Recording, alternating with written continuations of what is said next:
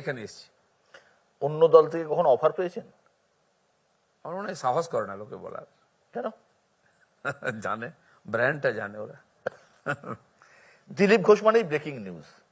গত কয়েক সপ্তাহে আপনার একের পর এক মন্তব্য ঘিরে বঙ্গ রাজনীতিতে ঝড় উঠেছে। আগে বাপ ঠিক করুন, বারমুড়া পরুন, কপালের স্টিকার খুলে ফেলুন, বহিরাগতরা যেন জামা কাপড় খুলে বাড়ি যায়, ইত্যাদি ইত্যাদি। এগুলো কেন বলেন? এগুলো রাজনীতির অঙ্গ হয়ে গেছে আজকাল। আমি বলি না, যাদের কাছ থেকে শিখেছি তারা এখনো বলে যাচ্ছেন। আমার চেয়ে যারা পুরনো রাজনীতিতে অনেক বছর আছেন, আমি তাদেরকেই বলি যারা এটা শুরু করে। আমি উপচে কারো সম্বন্ধে একটা কথা বলি না। আপনি বলতে পারবেন না দিলীপ ঘোষ বিনা কারণে কারোর। আমি তো খালি রাজনীতির কথা বলি না, রাজনীতির বাইরের লোক যারা আছে আমাকে অনেকে বলেছে অনেক কিছু, তখন তাকে উত্তর দিয়েছি আমি। আমার কাউকে কিছু বলার দরকার হয় না। আমি পাবলিককে বলি, পাবলিকের সমস্যা নিয়ে বলি। হ্যাঁ, কেউ ব্যক্তিগতভাবে আমাকে বলে তার ব্যক্তিগতভাবে আমি উত্তর দিই, সবসময় দিই তা নয়, কিন্তু প্রয়োজন হয় না। লোকে ভাবে দেখো চুপ করে আছে মানে কিছু গন্ডগোল আছে, সেই জন্য বলি। এছাড়া আমার বলার কোনো প্রয়োজন হয় না। অনেকে বলে আপনি ইচ্ছে করে সব বিতর্কিত মন্তব্য করেন খবরের শিরোনামে থাকার জন্য। না না, বিতর্কিত, আপনি বিতর্কিত কোনটা বলছেন সেটা নিয়ে বিতর্ক হতে পারে। সেদিন একটা শব্দ প্রয়োগ করেছিলাম আমি, এই মেসের বাড়ি গেছে বলে। মেসর বাড়ি, তা আপনাকে শুনতে খারাপ লেগেছে? আরে রাজনীতিটা কি গালাগালি আর নিরস হবে নাকি?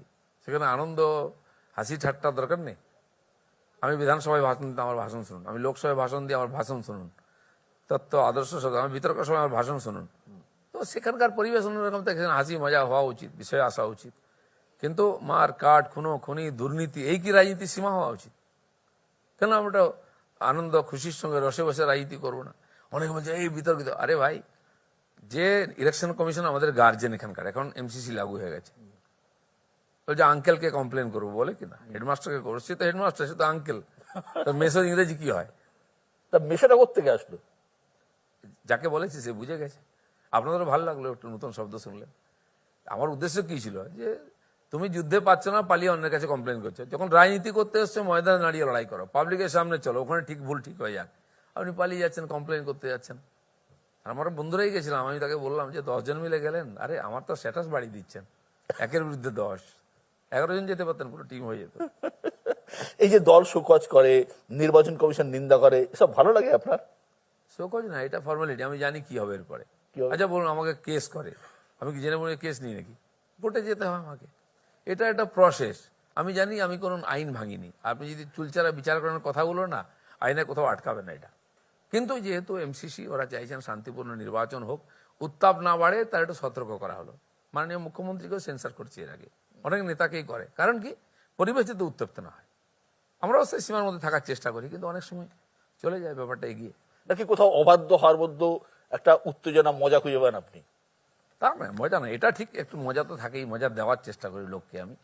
বিনা কারণে আপনারাও একটা প্যানেল ডিসকাশন শুরু করে দিন, দিলীপ ঘোষ বলে 2 ঘন্টা চালিয়ে দিলেন, এটাও ভাল লাগে আমার। কিন্তু এর মধ্যে আমি মনে করি না খুব বেশি কিছু একেবারে অসামাজিক অন্য কিছু আছে। রাজনীতির মধ্যেও একটু হিউমার দরকার আছে। আপনি কি ছোটবেলা থেকেই এমন, নাকি পরে রাজনীতি এসে এসে করছেন? না, ছোটবেলা থেকে আছি, ডিয়ার ডেভিলি থাকি, বন্ধু বান্ধব থাকি, হাসি মজা করি, খাওয়া দাওয়া থেকে আরম্ভ করে সাঁতার কাটা, গাছে ওঠা, যা যা অ্যাডভেঞ্চারাস খেলাধুলো সব করি। এখন আমি খেলাধুলো করি ছোটদের সঙ্গে। তো আনন্দে থাকতে আমার ভালো লাগে। আর তার জন্য, আনন্দ করার জন্য তো সামর্থ্য চাই, শরীর স্বাস্থ্য চাই, না কি আনন্দ করবেন? তো আমি সবার সঙ্গে মিশি, সবার সঙ্গে আনন্দ করি। আমি রাজনীতিটাকে স্পোর্টস হিসাবে নিই। রাজনীতি করতে এসেছি, সবাই টেনশনে কেন থাকে? এই জন্য গড়বড়, কেউ হচ্ছে ইডি ডাকবে কোথায়, কেউ হচ্ছে সিবিআই ডাকবে কোথায়, এই জন্যই টেনশন। কেউ হচ্ছে টিকিট পাবো কিনা, কি জানি, এবারে যদি কমিটিতে না থাকে আমার তো দোকান বন্ধ হয়ে গেল। আমি কোনোটাই পরোয়া করি না। টিম, দল তার প্রয়োজনে আমাকে দায়িত্ব দিয়েছে, যতদিন দলের প্রয়োজন থাকবে আমি দলে থাকবো। দলে থাকতেও তার কি মানে আছে, রাজনীতি করতেও তার কি মানে আছে? এটা সবার এই মানসিকতা বা এই মানে হিম্মত থাকে না, তাই তারা একটু টেনশনে থাকে। এতদিন এতজনকে এত কথা বলেছেন, কেউ ক্ষুব্ধ হয়েছেন, কেউ নারাজ করেছেন। পার্সোনালি কাউকে কখনো সরি বলেছেন? দিলীপ ঘোষের কখনো কোনো অনুশোচনা হয়েছে? দেখুন, আমি যা বলি পাবলিকের সামনে বলি, যদি খারাপ কথা হয় তার জন্য দুঃখিত, সেটাও পাবলিকলি বলি আমি। আর আপনি এই যে রেকর্ড আপনি শোনালেন, যা যা সম্বন্ধে বলেছি বা তাকে ব্যক্তিগত আপনি জিজ্ঞেস করুন, দিলীপ ঘোষ তোমাকে এরম বলে তোমার কেমন লেগেছে? ও কি বলে? সে বলে দিলীপ মনের দিক থেকে এরম নয়, দিলীপের সঙ্গে বন্ধুত্ব আছে। তার মানে আপনার কোথাও অনুশোচনা হয়নি কোথাও? কোনো অনুশোচনা নেই। আমি জানি ও পজিটিভলি নিয়েছে ব্যাপারটা, ও জানে ওর সঙ্গে কি কথা হচ্ছে। রাজনীতিতে অনেক কিছু বলতে হয়, এটাও এক ধরনের অ্যাক্টিং। তো যে যত ভালো অ্যাক্টিং করতে পারে সে তত ভালো নেতা হয়। অ্যাক্টিংও জানতে হয় রাজনীতিতে, কখন কোনটা বলবো, কিভাবে বলবো, কাকে বলবো, এটাও তো এক ধরনের রাজনীতিতে অ্যাক্টিংটা একটা বড় ভূমিকা আছে। ভয়ঙ্কর।